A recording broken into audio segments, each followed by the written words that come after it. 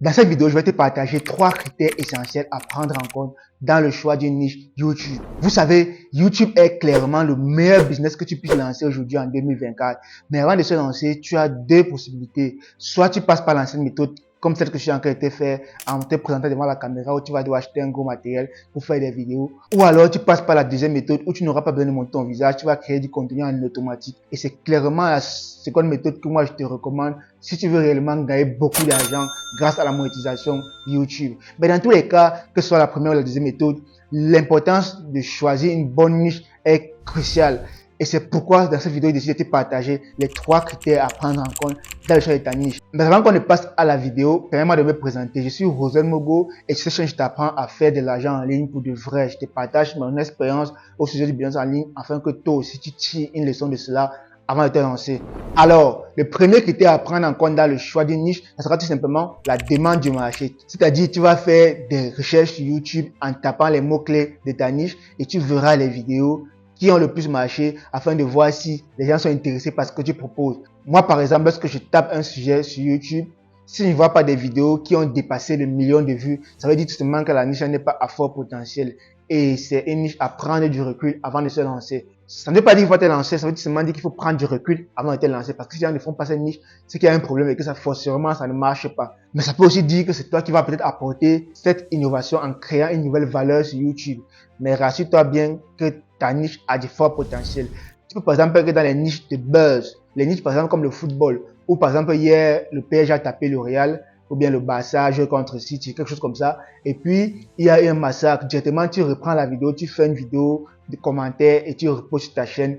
Tu fais des millions de vues. Ce sont des niches tendances. Des niches tendances. Tu peux surfer sur les tendances en créant des nouveaux contenus d'actualité. Là aussi, tu vas vraiment cartonner. Mais si tu n'es pas quelqu'un de tendance, vérifie bien le critère là et te rassure-toi que ta niche a une vaste portée. Certes, tu vas te frotter à la concurrence, mais ça veut dire que si tu fais des vidéos de qualité, tu pourras facilement te démarquer.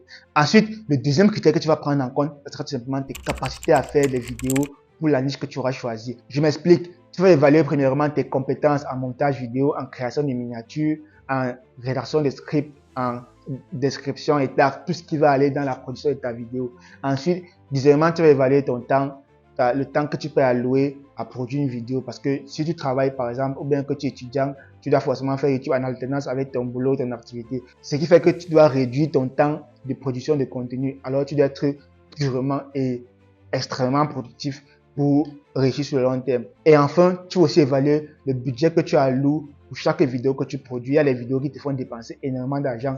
Il y a des vidéos que tu pourras produire sans dépenser un sou. Alors, c'est tout un ensemble de choses que tu dois mettre dans l'évaluation de tes compétences, dans la production des vidéos pour la niche. Et enfin, le troisième et dernier critère que tu dois prendre en compte dans le choix d'une niche, ça sera tout simplement d'évaluer le CPM ou plutôt le RPM de la niche en question. Quand je parle de CPM ici, c'est le coût moyen par 1000 vues que YouTube va te payer pour tes vidéos. En fait, les annonceurs payent à YouTube sur tes vidéos. Ou alors le RPM, le revenu moyen par 1000 vues, ce que tu vas gagner sur ce que les annonceurs ont payé en fait. Donc, en fonction de la liste que tu vas choisir, le CPM peut varier. Moi, j'ai vu des chaînes avec des CPM de $30, de $25, de $10, de $15, de $9, de $1 même.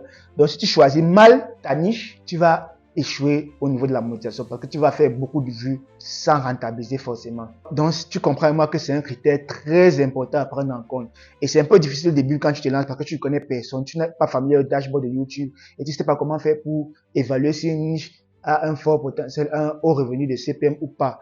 Ce que moi je t'excusais, c'est de rencontrer d'autres youtubeurs comme toi, d'autres youtubeurs qui sont plus avancés que toi. Dans mon cas, personnellement, c'est ce que j'ai fait. Je me suis rapproché de mes aînés qui faisaient de la création de contenu déjà et j'ai posé quelques questions relatives à leurs vidéos. Ils m'ont partagé les captures d'écran et j'ai vu à peu près combien à peu près gagnaient par mois et combien à peu près les vidéos qu'ils produisaient les rapportaient. À partir de ça, j'ai collecté quelques niches et j'ai eu une idée de combien YouTube peut rapporter et du potentiel de YouTube.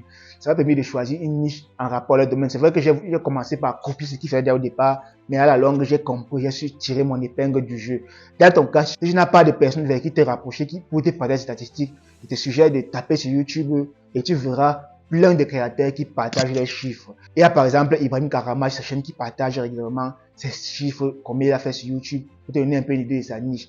Moi-même, personnellement, sur ma chaîne, j'ai déjà eu à partager avec toi combien j'ai fait sur une chaîne. C'est vrai que j'ai pas donné de la niche, mais pour que tu aies une idée, en fait, du potentiel des niches. sur YouTube. Fais cette recherche, tu vois comment les créateurs gagnent. Et je t'assure que si tu appliques les 3 critères que je t'ai mis à la lettre avant de te lancer sur YouTube, toi-même, tu vas voir les résultats et tu vas voir que tu vas démarrer YouTube comme un pro. Et tu reviendras toi-même dans cette vidéo partager les résultats que tu as eu et tes appréciations dans les commentaires. Alors, c'est tout pour cette vidéo. J'espère que tu as aimé la valeur que je t'ai apportée. Si c'est le cas, lâche un pouce bleu, lâche un commentaire. N'hésite pas à t'abonner si ce n'est pas déjà fait. Et on se dit à très bientôt pour les prochaines vidéos. C'était Rosel. Ciao.